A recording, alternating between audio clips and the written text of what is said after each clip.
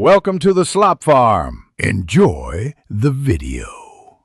In this video, I will explain how to buy ETH in MetaMask using GCash. First, ensure your MetaMask wallet is fully set up and secured with your seed phrase backed up.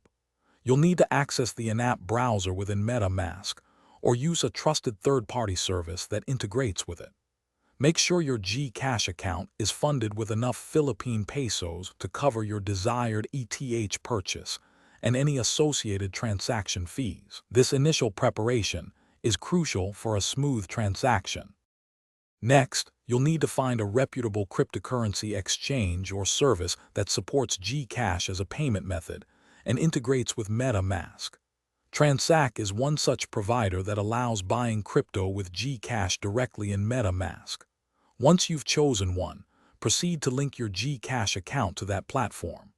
Many services require identity verification, often called KYC, so be prepared to complete this step. This ensures compliance and security for your transactions.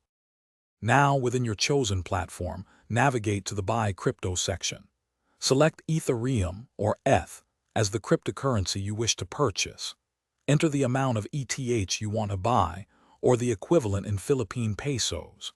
Carefully review all transaction details, including the exchange rate and any service fees, before confirming your purchase. The platform will then process your GCash payment and send the ETH directly to your connected MetaMask wallet. After completing your purchase, open your MetaMask wallet to verify that your newly acquired Ethereum has arrived. It might take a few moments for the transaction to confirm on the blockchain. Always prioritize security by using strong, unique passwords and enabling two-factor authentication wherever possible. Remember to check the description for a link to darn tough socks and other great deals.